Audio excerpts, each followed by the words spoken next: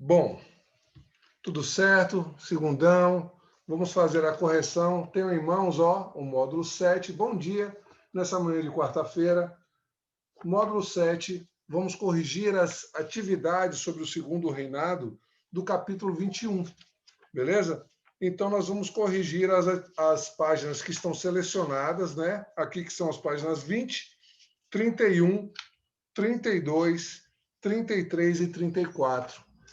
Então, antes disso, eu peço que vocês abram o módulo na página 18. Por favor, eu preciso de um feedback de vocês. Emanuele, João Vitor, Júlia. Abri já.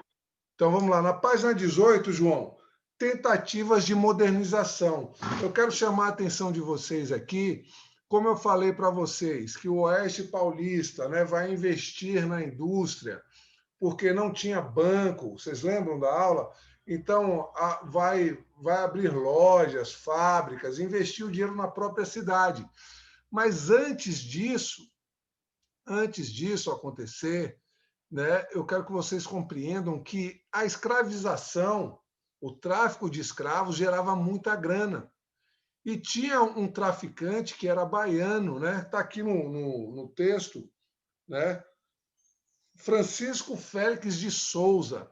Então, me diga uma coisa, ele ganhou muito dinheiro. Por quê? Porque ele vendia escravos para os fazendeiros de café.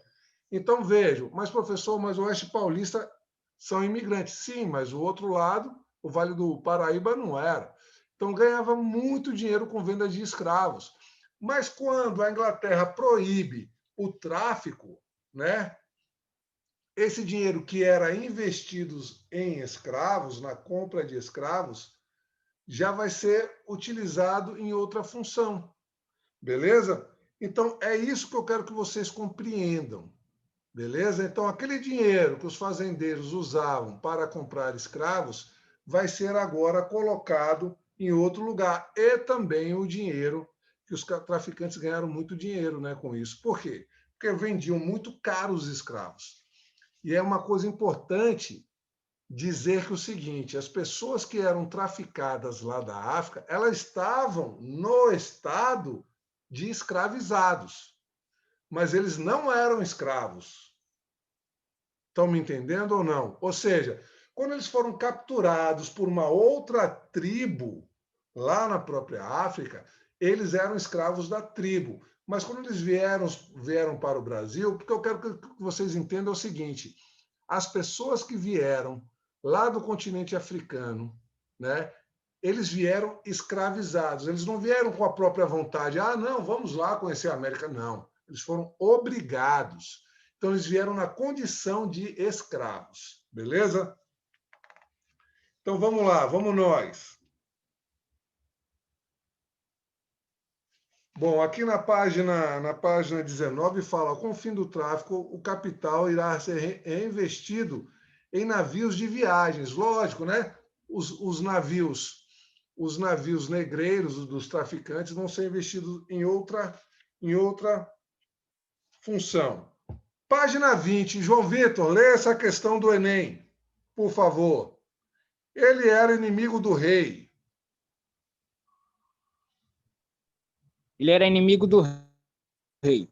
Nas palavras do biógrafo Lira Lira Neto, Neto, ou ainda um romancista que colecionava desafetos, azucrinava Dom Pedro II e acabou inventando o Brasil. Assim era José de Alencar, Alencar. 1829 a 1877, o conhecido autor do O Guarani e Iracema. Guarani e Iracema. Tido Desculpe. como pai do romance no Brasil, além de criar clássicos da literatura brasileira com temas nativistas, de nativos, nós já vimos isso. Continua. Indianistas e históricos. Ele também Ele também folhetinista, diretor, folhetinista, faziam folhetos, diretor de jornal. Jornal, autor de peças de teatro, advogado, deputado federal e até ministro da Justiça, para ajudar na descoberta das múltiplas facetas desse personagem do século XIX. 19. Parte do seu acervo inédito será digitalizada. Vamos lá. Com base no texto que trata o papel do escritor José de Alencar e da futura digitação de sua obra, depreende-se que... Você marcou qual questão? Esse aqui eu marquei A. A digitalização dos textos é importante para que os eleitores possam compreender seus romances. Emanuele, você marcou qual letra? Vou precisar da participação da galera. Então, Thaís Pinheiro, Júlia, Emanuele, Letícia, por favor, abram os microfones. Vamos nessa. Prof, eu tô sem o módulo, estou com o módulo 6 aqui. Módulo 6? Uhum. E como é que você vai corrigir, Manu? Você enviou a atividade?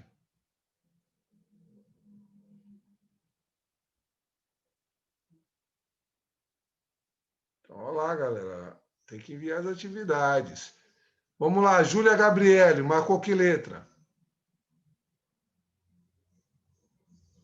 Thaís, Letícia.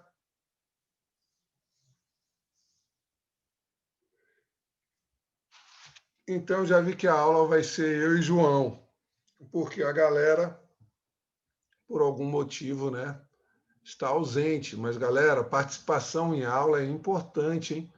João, vamos lá comigo. Então, veja bem, a digitalização dos textos de José de Alencar, né, terá importante papel na preservação da memória. Porque me diga uma coisa, João, quando você chegou a pegar a máquina fotográfica, que você tinha que mandar revelar o filme para depois chegar, ir lá pegar na ótica, né? Ou senão na loja que faz as revelações, e aí você tinha que guardar num álbum, porque se deixar exposto, ela vai se desfazendo a fotografia. Você chegou a pegar essa época ou não?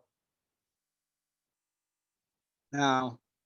Então, João, a digitalização, é o que eu digo a você, se você tem um documento, você tem uma foto, você tem um ingresso de um show que você foi. Se você digitalizou, você pegou seu celular, tirou uma foto, enviou para o seu e-mail, aquilo dali não se perde nunca, concorda comigo?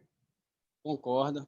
Então, se não perde, ele não desaparece, vejam só que essa digitalização que você fez desse documento vai ser importante para a preservação da memória, da sua história de vida, concorda? Concordo. Então é a alternativa D. Então, Entendi agora. ou seja, então, preservação da memória linguística e da identidade nacional, porque ele falava, retratava essa questão, né, do Brasil nesse período. Beleza? Que tá Beleza. bem expressa. Alguma dúvida? Não, sem dúvida. Então, vamos agora, né, para a página. Peço a todos, por mais que eu só estou sabendo que João que está aqui participando mais, galera, vamos lá, hein? Vamos lá. Pois bem, vamos aqui para a página 30. Tem antes de darmos início à correção da página 31, vamos fazer uma reflexão do racismo no Brasil. Isso aqui é muito importante, galera, é muito importante. Eu deixei para ter esse contato com vocês, porque quando a gente fala do conteúdo, a gente fala de muita coisa. Eu falei para vocês sobre a questão das leis, né, que o Brasil fez para tentar acabar com a escravidão ou diminuir com a escravidão, porém, vocês viram que essas leis eram só leis para enganar os ingleses. Vocês lembram disso? Eu lembro. Então, vamos lá. Vamos lá, João, me ajuda aí. O reflexo do racismo no Brasil. A discriminação racial é um tema atual e uma atitude em uma atitude combatida no mundo todo. Lógico, nós vimos nos noticiários, tanto noticiários jornalísticos, esportivos, né, musicais, sempre o preconceito racial bem presente. Por meio das redes sociais, muitas questões de debate sobre as desigualdades e oportunidades de trabalho, de educação entre brancos e negros têm vindo à tona. No Brasil, o racismo aparece como pano de fundo para uma situação de extrema desigualdade que influi no elevado número de homicídios e em menores chances de oportunidades de trabalho, acessos à renda da população negra. Então, galera, por que eu estou falando isso? Porque isso aí pode ser uma questão do Enem. Beleza? Então é muito importante. Vejam, salários. Um trabalhador negro recebe cerca de 57% do salário de um trabalhador branco, ambos desenvolvendo a mesma função. Então, essa realidade é desigual, muito desigual. Então, vejam, salário dos negros, né? 1.374,79, brancos 2.396,74. Os negros ocupam apenas 18% dos cargos de destaques nas empresas brasileiras. Patrões negros chegam a ganhar 25% a menos do salário de que patrões brancos, desempenhando a mesma função. Então, meu irmão, essa estatística ela é muito cruel, muito cruel. Outras estatísticas aqui. Negros representam 50% da população brasileira, mas só 20% do PIB. Então, galera, 50% da população brasileira, né, é representativa por negros, ou melhor dizendo, pretos, né, que agora o correto é falar pretos. Então, vejam só. Então, só 20% desses 50% contribui para o produto interno bruto. Então, isso daí é muito, muito ruim para o país. No Brasil, 60,8% dos presos são negros. Então, veja, a nossa parte carcerária é ocupada, na sua maioria, por negros. Então, vejam só, educação de 2012, 91% dos negros estavam fora da universidade. Então, olha essa desigualdade, olha essa desigualdade. Por que eu estou falando isso? Porque desde o Império, meu irmão, desde que a princesa Isabel retirou as algemas, porque se você for comprovar, se você for ver historicamente, ela só fez retirar as algemas dos pretos, né, dos escravos. Por quê? Porque ela não teve uma política de inclusão social. Então, assim, eu quero que você, Thaís, Letícia, Júlia, Emanuele, e você, João, tenha essa percepção que o preto ele vai ficar à margem da sociedade. Ele vai estar de fora. Então, ele vai ser marginalizado. Entenderam isso ou não? Entendi. Então, apenas cerca de 29% dos alunos de pós-graduação brasileira são negros. Ó, 29%, galera. Mortes. Isso daí já vimos naquele videozinho que eu pedi, o banner que eu pedi para vocês fazerem sobre o preconceito racial. Eu passei um vídeo que falava muito bem sobre isso. Situações de cunho racistas desencadeiam cerca de 80% das mortes de negros no Brasil. Morrem no Brasil, proporcionalmente, 132% mais de negros do que de brancos. Jovens negros têm 2,5% mais chances de serem assassinados no Brasil do que jovens brancos. Então, galera, essa realidade é que eu digo assim, o Brasil só vai mudar quando conseguirmos, né, velho, diminuir esse reflexo do racismo aqui em nosso país. Por quê? Nenhum país se desenvolve tendo essa estatística de 50% da população brasileira, né, é formada por negros e só 20% do PIB. Então, me diga uma coisa, imagine só você sendo afrodescendente e você tem a mesma função de um colega seu na empresa, porém você vai ganhar um salário muito menor do que o dele. Isso é legal? Jamais. Jamais. Então, João Vitor, você que está aqui comigo presente na aula, leia a questão número 1, por favor. O segundo reinado que durou de 1840 a 1889, foi marcado pela intensa disputa entre liberais e conservadores. Apesar disso, Dom Pedro II foi o governante brasileiro a permanecer por mais tempo no poder, 49 anos. Como isso foi possível? Agora que vem minha resposta. Vamos lá, Jones. Manda ver. Qual foi sua Bem, resposta? Dom Pedro II conseguiu manter o poder por mais tempo no segundo reinado, graças ao sistema de alternância do poder entre liberais e conservadores. E, deixa eu ver, que se revezavam nos ministérios. No caso, os conservadores, ele tentou fazer meio que tipo, tentar dividir os poderes do liberal e do conservador, só que ele estava lá dominando também. Então, isso aí. Então, veja só, veja bem. Então, o fator principal, né, foi, como você falou, a alternância entre liberais, né, e conservadores.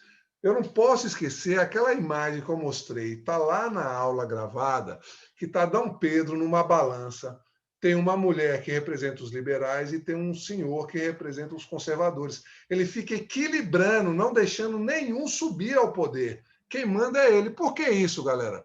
Porque ele tem o poder moderador, aquele do pai dele, você lembra? O quarto poder. Então ele vai ter o controle total, ele não vai deixar. Beleza? Alguma dúvida? Não, sem dúvida. Então, então a centralização do poder está na mão de Dom Pedro II. Ele vai ficar equilibrando tanto liberais quanto conservadores para que nenhum dos dois suba ao poder, e a centralização está na mão dele, justamente porque ele herdou do pai o poder moderador, que era o quarto poder. Vamos lá, próxima questão, João. Entre 1851 e 1870, a atuação do Império do Brasil foi marcada no plano internacional pelas intervenções militares na região do Rio da Prata. Falamos isso, eu lhe meti o bedelho. Área de grandes interesses do Brasil. Essa atuação não era a única direção da política externa imperial, nem com relação aos demais países da América do Sul, onde havia interesses em jogo, e nem principalmente com a relação aos países europeus e aos Estados Unidos. Explique as grandes linhas de atuação da política externa do Império Brasileiro, apresentando dois motivos pelos quais o governo imperial adotava tais condutas. Você colocou o quê, Jones? Vixe, deixa eu ver. Eu botei as relações de potências europeias e Estados Unidos. O Império, a maioria das vezes, procurou uma solução negociada. Eles procuravam negociar com os Estados Unidos e com os países europeus. E com o Império. Deixa eu ver outro motivo. Acho que eu só coloquei esse motivo mesmo. Não consigo pensar em outro, não. Como você colocou aí, né, que você está dizendo que essa relação, né, as potências europeias e Estados Unidos, eles procuravam, na sua maioria, o quê? O que é que eles procuravam, que você me falou?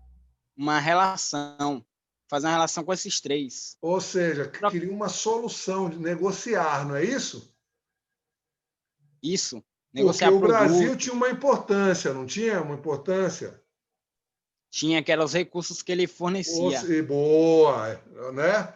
Muito bem, isso. A outra relação importante, já para os países hispânicos, quando eu falo hispânicos, eu lembro da Espanha, né?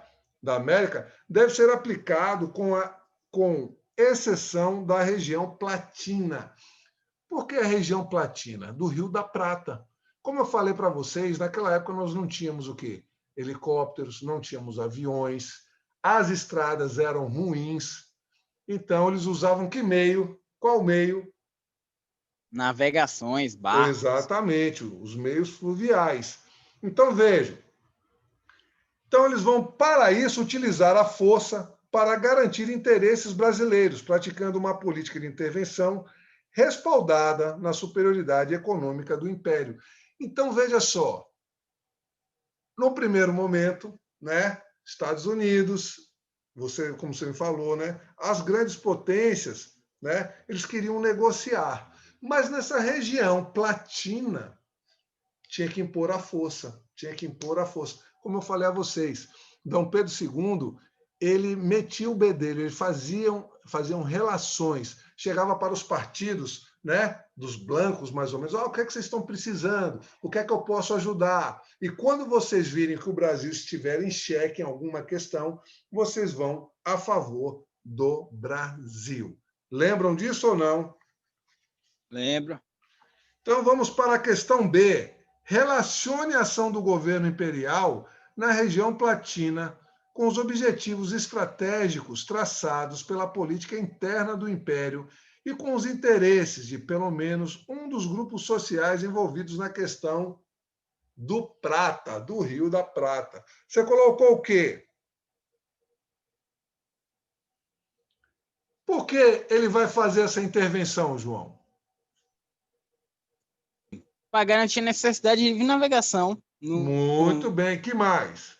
Gostei.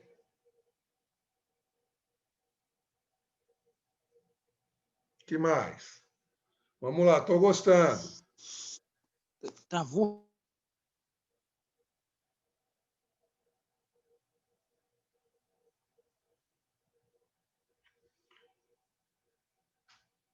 Uma coisa você falou corretamente, garantir, né, a livre navegação. Muito bem. E outro fator importante que nós vimos?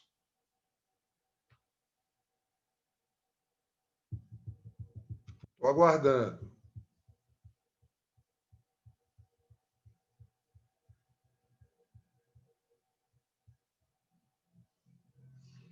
Quando vocês viram aquele mapinha... João Vitor caiu. Voltou.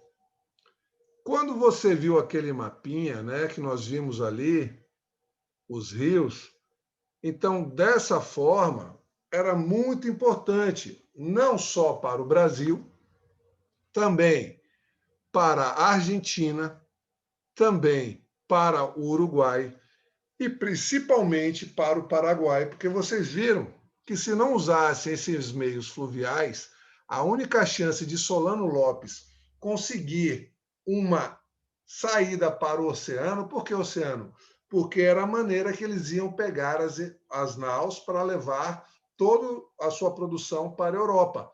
Então, era muito importante esse meio, né, fluvial para não só para o Brasil, quanto para a Argentina, quanto para o Uruguai e principalmente para o Paraguai. Beleza? Beleza. Então vamos lá, Jones. Vamos para a questão 3. Quem viver em Pernambuco há de estar enganado. Que ou há de ser Cavalcante ou de ser cavalgado. Nós estamos falando, né, sobre a revolta que aconteceu lá em Pernambuco. Vocês lembram que eu falei que, olha, só tinha uma família que era dona de um engenho de açúcar e ela ingressou na política e o pai era, né, era da família Cavalcante, conservador, o filho era liberal, o neto conservador, né, o avô liberal. Não importa quem ganhasse, ia ganhar a família Cavalcante no poder. Então, eles monopolizavam a política. Vocês estão lembrados disso? Lembro. Aí já acho que eu já sei até a questão. Então, 2 fatores foram muito importantes. Primeiro, a monopolização, né? E também o comércio ficava na mão dos portugueses. Falei isso na aula. Quem for pernambucano, leve em contas para rezar. Pernambuco é purgatório, onde a gente vai penar. Ou seja, porque só dava Cavalcante, não é isso? As revoluções de 1848 na Europa marcam o fim de um ciclo revolucionário iniciado em 1789, com a Revolução Francesa. No Brasil, a Revolução Praieira, sim, o Partido da Praia. Meu escritório é na praia, eu estou sempre na área. Charlie Brown Júnior, né, velho? Pois bem, mas não é dessa revolução que eu estou falando. né? Não é da Revolução Musical do Charlie Brown, é da Revolução Praieira, ou seja, o Partido Praieiro que foi colocado para competir, fazer concorrência com o Cavalcantes. Vamos lá. Em 1848, também representou o fim das agitações políticas e sociais iniciadas com o processo de organização do Império Brasileiro. A respeito desse episódio, considere as assertativas a seguir. Você marcou qual opção, João? Eu marquei. Essa é fácil. É a primeira e a terceira opção, claro. Então, vamos lá. Vamos ver o que é que a primeira fala. É remanescente do contexto revolucionário do período regencial, pois marca o confronto político entre liberais e conservadores pelo poder. Porém, possui uma forte conotação social, uma vez que se manifesta a intensificação das classes populares contra a concentração da propriedade fundiária dos fazendeiros, propriedades fundiárias, que eram da família Cavalcante. Muito bem. A 3. A rebelião praieira foi o último movimento liberal a defender o modelo de descentralização do poder para o país. Lógico, eles queriam tirar esse poder centralizado nas mãos de quem? Da família Cavalcante. Por que a 2 é errada? Vamos analisar. A vitória dos praieiros, eles venceram? Eles não venceram, não. Ah, eles não venceram. Tanto que vocês viram, né? Por que eles não venceram? Porque eles vão criar um manifesto. O que é um manifesto? É tudo que eles manifestavam, que eles idealizavam, que eles queriam. Eles vão querer o fim do poder moderador. Sim, o poder moderador exclusivo de Dom Pedro I, que passou para Dom Pedro II, né? Então, ou seja, quando Dom Pedro II falou, querem acabar com o poder de papai, ele vai lá e vai fazer. Ele vai escolher quem? Os Cavalcantes ou o Partido Praieiro? Os Cavalcantes. E aí eles vão eleger um governador, um governante para Pernambuco, né? Para Recife, melhor dizendo, da família Cavalcante. E aí vão pegar em armas e vão ser presos, né, pelas tropas enviadas por Dom Pedro II. Então, muito bem, é letra E, somente as alternativas 1 e 3. Valeu, Jones. É isso aí, galera. 10 minutinhos. Vamos lá. Próxima questão. Vai lá, João. Questão 4. A questão da identidade nacional nos primeiros 30 anos do Segundo Império passou pelo estímulo às belas artes, pelas atividades de Instituto Histórico e Geográfico Brasileiro e pela publicação de obras literárias que expressavam um sentimento nacional nascente. Tais manifestações culturais. Bem, nesse aqui, eu escolhi a primeira opção e a quarta, viu? Então vamos lá. Mas eu não tenho garantia, não. Então vamos lá, lê a primeira opção. Davam pouca atenção à contribuição cultural e étnica do negro africano. Me diga uma coisa, então o negro não tinha um respaldo ou tinha um respaldo? Ele tinha um respaldo. Tinha? Se hoje, a gente acabou de ler, João, oh, meu Deus do céu, o reflexo do racismo no Brasil é muito grande, hoje, imagine nesse período, será que o negro tinha algum respaldo? Ele tinha, assim, como você acabou de ler, davam pouca atenção à contribuição cultural ética, então, seja, o negro, nessa época, o negro escravo, ele era tratado como objeto, ele não era um ser humano. Tanto que se vocês forem ver filmes de época da escravidão, eles analisavam, olhando orelha, boca, olho, como você vai comprar um animal. Muito cruel, mas era assim. Tem até ilustrações, é ruim eu falar isso, mas era a mentalidade do período. Eles, se tivesse uma mula e um negro, não tinha diferença para eles, entendeu? Então, eles analisavam. Você já viu quando você vai comprar um cavalo, vai comprar um animal para carga? Você olha, né, a pelagem, olha a dentição para ver se o animal é novo ou não, olha os olhos para ver se tem anemia, orelha. Você vai olhando o animal, era a mesma coisa. Então, vejam, eles não davam né, muita atenção para os negros. Tanto que quando vocês forem estudar a escravidão, vai ter aquela mandinga. Você já fez capoeira, João? O que é a Já fiz, mandinga? já. Então, o que é a mandinga? É você fazer que vai dar um golpe e dar outro, concorda? Você enganá-lo, ludibriar. Então, os africanos usavam da mandinga. Eles, às vezes, ajoelhavam, faziam que estavam rezando para Nossa Senhora, né, a imagem católica, mas eles estavam rezando para os orixás deles, entendeu? Então, a 1 está correto. Vamos para a 4. Criava um passado histórico monumental para a jovem monarquia, ou seja, um passado lindo, exorbitante, idealizando a obra da conquista portuguesa, um encontro com os povos indígenas, massacrando a violência que marcou o tal processo. Lógico, se vocês pegarem os livros antigos, vocês só veem, né, os índios, reverência, o negro, e não foi assim. Teve resistência, eu já falei para você, teve muita resistência. Então está correto, o total 5 pontos, a 1 e a 4. Vamos lá, João, você que está me ajudando, porque Emanuele, Júlia Gabriele, Thaís, Letícia, vamos aí, galera. Não adianta só logar, tem que participar, hein? Tem que participar. Lembra daquela propaganda da Gelol? Não adianta ser pai ou adianta sua mãe, tem que participar. Tem que estar em campo.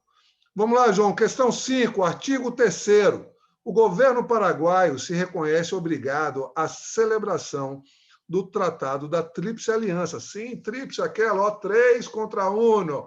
Uruguai, Argentina e Brasil contra o Paraguai. Tem gente que fala que a Inglaterra estava por trás para financiar, porque achava que o Paraguai seria um grande concorrente industrial, papapá, papapá, papapá. Vamos lá. Então, de 1º de maio de 1865, entendendo-se estabelecido desde já a navegação do Alto Paraná e do Rio Paraguai nas águas territoriais da República deste nome, fica franqueada aos navios de guerra e mercantes das nações aliadas e livres de todo e qualquer ônus, então não pagava imposto, sem que se possa impedir ou estovar-se de nenhum modo a liberdade dessa navegação comum. O Tratado de Paz imposto pelos países vencedores, né, que vimos foi a Tríplice, da guerra contra o Paraguai, deixa transparente um dos motivos da participação do Estado brasileiro no conflito. Você marcou qual opção, João? Eu marquei letra C para garantir livre trânsito nas vias de acesso às províncias do interior do país. Beleza, é isso aí, porque isso daí estava presente nas questões anteriores, né? Naquelas questões abertas, você mesmo falou, professor, eles queriam garantir a navegação, o acesso livremente, porque, como nós vimos nas aulas, as estradas eram ruins, o único meio de transporte, né, mais recomendado seria a via fluvial. Então, galera, faltando agora 3 minutos, a página 33, 34 e o restante 35, 36, 37, eu vou deixar para corrigir amanhã. Beleza? Então, vou mandar um recadinho para a galera. Galera, façam como o João, ó, participem, falem, opinem, vamos tirar as dúvidas. Não basta só estar logado, hein? Então, conto com a presença de vocês, tá bom? João, muito obrigado. Amanhã nos falamos novamente e até a próxima aula. Tamo juntos sempre. E fique ligado que eu vou dar ponto de participação para você aí, viu, meu brother? Muito obrigado. Bom dia a todos. Tchau, professor.